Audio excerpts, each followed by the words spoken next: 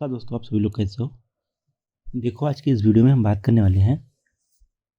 हमारा जो मेजर बात होगा इस वीडियो में वो होगा डार्ट से रिलेटेड। बट इसमें हम जो टॉपिक कवर करने वाले हैं डार्ट से रिलेटेड, उसके बारे में भी आप लोगों को जानना बेहद ज़रूरी है। जैसे में कि अभी इसके अंदर हम लोग पढ़ने वाले हैं कॉन्स्ट एंड फाइनल कीवर्ड के बारे में। उसके बाद हम लोग पढ़ेंगे नेक्स्ट जो होगा कॉन्सेप्ट ऑफ इनहेरिटेंस, जो कि डार्ट के अंदर हम लोग इस्तेमाल करते हैं। एंड थर्ड टॉपिक जो हम लोग पढ़ने वाले हैं वो पढ़ने वाले instance and class method in dart. देखो, इन सब का इस्तेमाल बहुत ही ज़्यादा मात्रा में हम लोग जब फ्लटर में काम कर रहे होते हैं या फिर डार्ट में काम कर रहे होते हैं तो करते हैं। तो इसके बारे में हमें जानना भी बेहद ज़रूरी होता है, क्योंकि कभी कभी ऐसा होता है कि हम लोग किसी भी प्रकार के किसी भी वेरिएबल को, किसी भी प्रकार के किसी भी कीवर्ड को कहीं भी डिफाइन कर लेते हैं जिसका कोई मतलब होता नहीं है, या फिर आपसे मतलब पूछा जाए तो आप कभी ढंग से बता ही नहीं पाते हो। तो ऐसी चीज़ों से आप बचो। जहाँ पर जिस कीवर्ड का इस्तेमाल करना चाहिए वहाँ पर वही करो। तो उसी लिए वीडियो होने वाला है। तो चलो तब हम स्टार्ट करते हैं आज का topic const and final keyword से। देखो, कॉन्स्ट और फाइनल कीवर्ड का बहुत ज़्यादा जो डिफरेंट है भी, वो बहुत ज़्यादा कुछ है नहीं। बस आप ऐसे समझो कि फाइनल कीवर्ड के अंदर जो भी आप कांस्टेंट वैल्यू डिफाइन करते हो या फिर जो स्टैटिक वैल्यू आप डिफाइन करते हो फाइनल के अंदर, वो ओवर द टाइम उस वेरिएबल में आप चेंज नहीं कर पाते हो। मतलब अगर ए इक्वल टू समथिंग हम डिफाइन कर दें कुछ भी, तो वो डिफाइन एक बार हो गया। अब उस वेरिएबल में अगर उसकी वैल्यू को आपको कल को चेंज करना पड़ जाए तो आप नहीं कर सकते हो। तो फाइनल का तो ये इस्तेमाल रहा, और कांस्टेंट का भी सेम यही इस्तेमाल रहता है। बट कांस्टेंट का ये होता है कि रन टाइम पे इसको, मतलब ये इम्यूटेबल को सपोर्ट करता है, तो किसी भी प्रकार से इसको म्यूटेबल बनाया नहीं जा सकता। म्यूटेबल का मतलब इसमें किसी प्रकार से वैल्यू को छेड़छाड़ी आप नहीं कर सकते हो। तो दोनों को आप देखोगे तो सिमिलरिटी दोनों में है कि ना ही उसमें कुछ चेंज कर सकते हो ना ही इसमें कुछ चेंज कर सकते हो। तो सवाल ये उठता है कि कब इसका हम लोग इस्तेमाल करते हैं कॉन्स्ट का और कब फाइनल का इस्तेमाल करते हैं।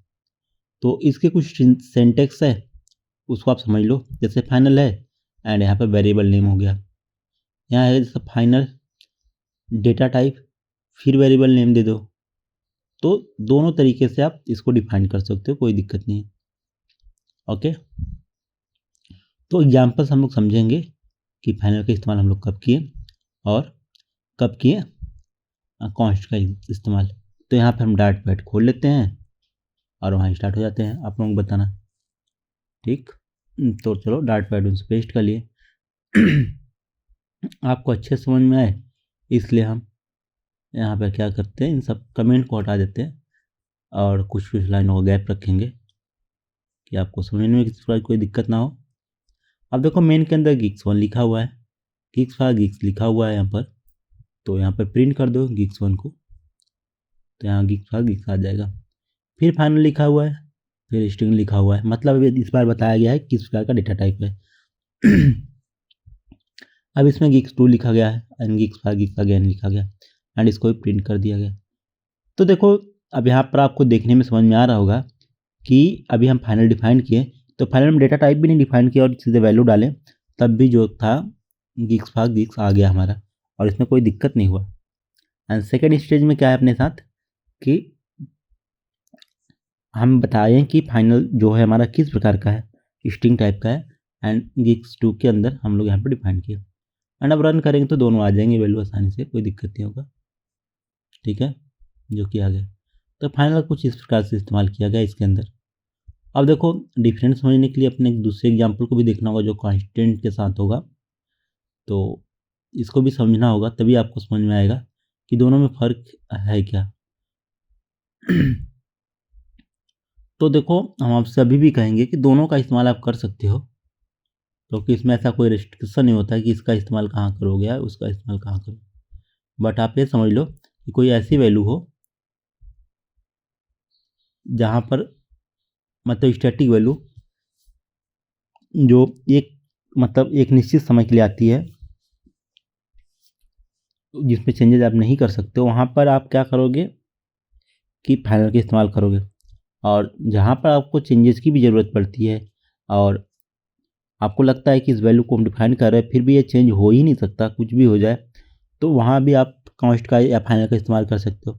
तो दोनों केस में आप फाइनल कांस्ट का इस्तेमाल कर सकते हो, ऐसा कोई वेरिएशन नहीं है। हो सकता है दोनों में मेमोरी का कुछ कुछ क्राइटेरिया हो सकता है कि कोई ज़्यादा मेमोरी का कंज्यूम करता कोई कम करता हो, लेकिन इसकी भी अभी कोई ऐसा कोई डेफिनेशन मिला नहीं है। देखो यहाँ भी सेम है, कांस्ट लिखा गया है, डेटा टाइप दिया नहीं गया, वेरिएबल का नाम दे दिया गया, इनकी इसको साइन कर दिया गया, प्रिंट कर दिया गया। इस बार स्ट्रिंग देकर फिर किया गया है, एंड दोनों कंडीशन में भी चलेगा। तो ऐसा कोई थ्योरी नहीं है कि आप कहाँ इसका इस्तेमाल कर सकते हो कहाँ नहीं कर सकते हो। आप कंस्ट्रक्टर में भी फाइनल का इस्तेमाल कर सकते हो, एंड कॉन्स्ट वहाँ नहीं इस्तेमाल कर सकते आप, क्योंकि जो वैल्यू है कॉन्स्ट का, कॉन्स्ट अगर एक बार डिफाइन कर दिया तो चेंज हो ही नहीं सकता, कुछ भी कर लो।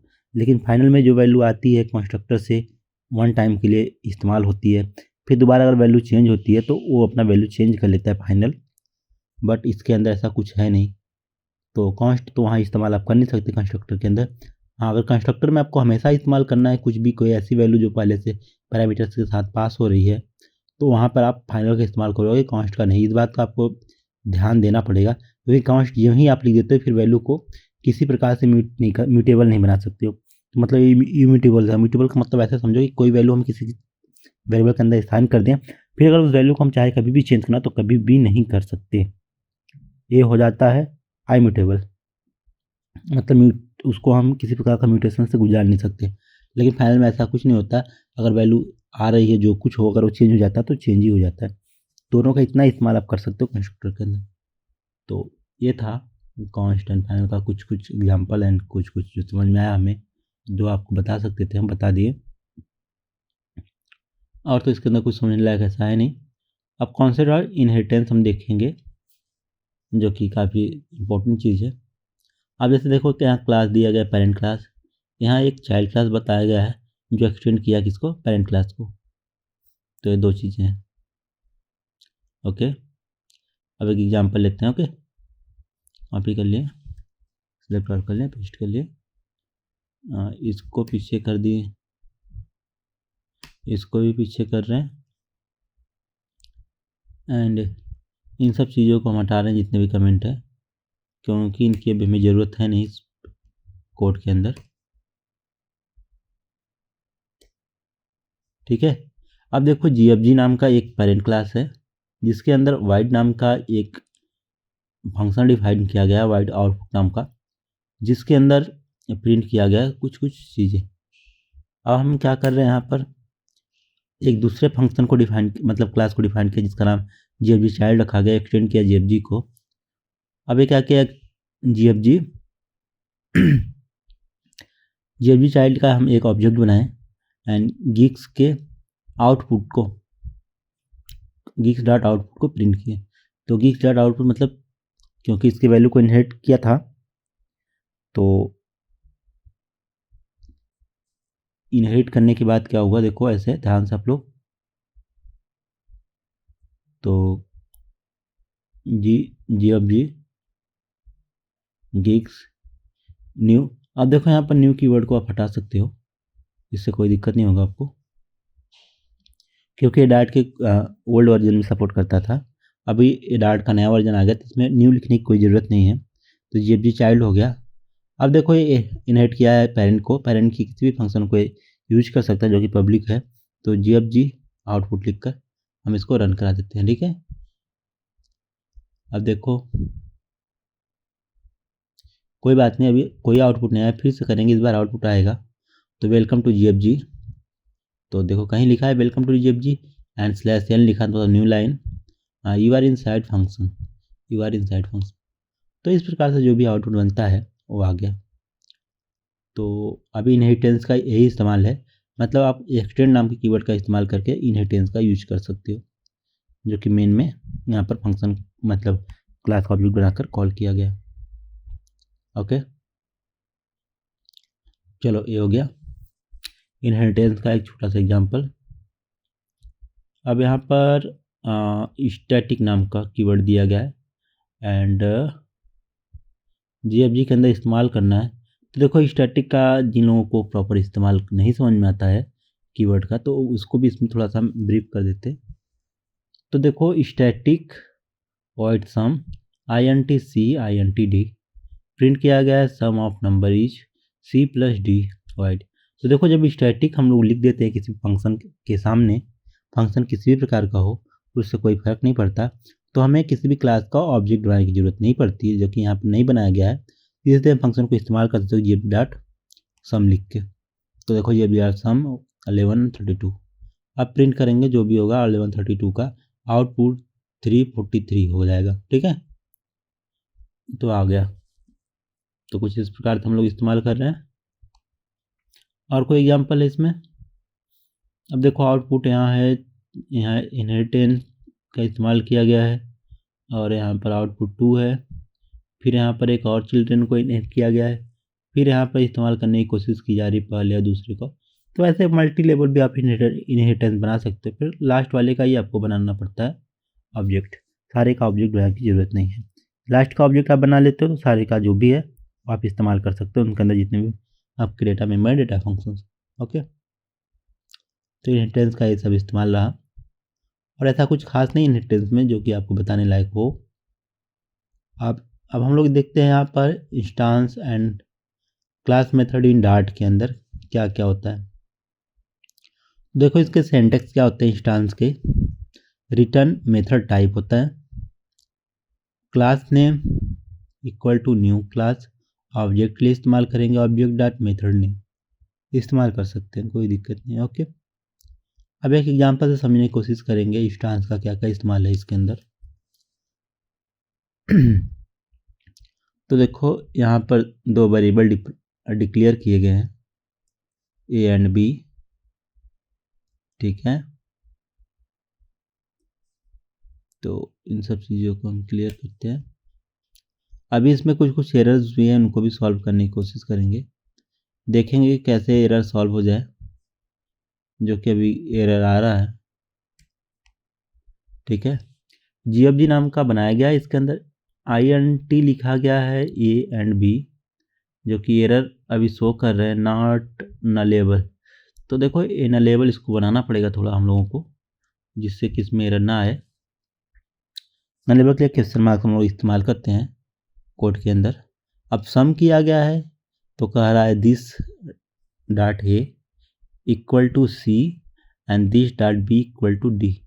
फिर इसके बाद ए एंड बी को क्या किया गया है, यहाँ पर प्रिंट किया गया। ओके, तो नल को हैंडल करने के लिए इस प्रकार के सिंबल का, मतलब एक्सक्लेमेशन सिंबल का भी इस्तेमाल कर सकते हैं हम लोग, जहाँ भी प्रिंट करते हैं नल वैल्यू को। कल को अगर वैल्यू नहीं आएगा तब भी एरर में नहीं जाएगा। अब यहाँ क्या किए GFG equal to new GFG, तो न्यू की ज़रूरत नहीं है। अब यहाँ लिख देंगे गीक्स नाम का जो अपना ऑब्जेक्ट बनाया डॉट सम लिखे, 11 और 12 पास कर दिए। 11 12 यहाँ से आएगा आपके पैरामीटर से D एंड C से, एंड दिस डॉट के अंदर चला जाएगा this dot A and this B, and A plus B को हम क्या कर रहे हैं यहाँ पर प्रिंट कर रहे हैं। जो भी वैल्यू पढ़ेगा अपना आ जाएगा, मतलब 22 33, मतलब 20 10 30 30 3 33 आ जाएगा आपका। ओके, तो 33 आ गया। तो इस प्रकार से हम इस्तेमाल कर लिए जो भी इंस्टांस बने हुए हैं ए एंड बी से। और देखेंगे इसके अंदर बहुत सारे ऐसे एग्जांपल आपको देखने को मिलेंगे। तो यहाँ क्या किया गया, स्टैटिक कीवर्ड का इस्तेमाल किया गया है, जो कि पिछले वीडियो में, मतलब पिछले एग्जांपल में आपको बताए थे। स्टैटिक वॉइड सम लिखा गया है, तो डायरेक्ट हम इसका इस्तेमाल कर सकते हैं, तो इसको अभी ज़्यादा ब्रीफ करने की ज़रूरत नहीं है। तो इंस्टांस का इस्तेमाल आप लोग देख लिए, क्रिएटिंग इंस्टांस कैसे बनाते हैं। ये इंस्टांस हमारे हो गए ए एंड बी नाम के। ठीक है, अब इसमें सीधे वैल्यू हम लोग असाइन कर दिए और जो भी रिजल्ट बनता आ गया। तो डार्ट के आज के इस सेशन में बस इतना ही था। मिलेंगे नेक्स्ट वीडियो में, तब तक के लिए आप देखते रहो हमारे चैनल गाइड टीच को। इसके अंदर बहुत से सारे ऐसे नॉलेजेबल वीडियो भरी है हमारे चैनल पर। आप नए थे चैनल को सब्सक्राइब करके जाना, क्योंकि नेक्स्ट टाइम जब भी हम कोई सॉफ्टवेयर या कोडिंग से रिलेटेड वीडियो लाएंगे तो आपको सबसे पहले देखने को मिलेगा। तो आज के इस वीडियो में इतना ही, हम मिलेंगे नेक्स्ट वीडियो में एंड देखेंगे बहुत सारी चीज़ों को एंड करेंगे बहुत सारी चर्चाएँ। Thank you for watching my video, bye bye.